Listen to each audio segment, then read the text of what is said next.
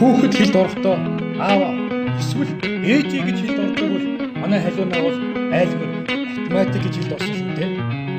Унш бас дахин унш.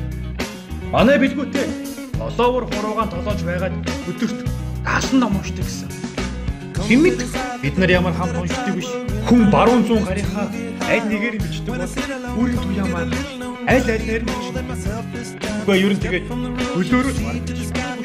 Манай сэвжид бол шивдэг. Манай багийн хамгийн амгалан гişүү. Нэр нь амгалан. Жинхэнэ нэгтлэн бодогч хүн дээ.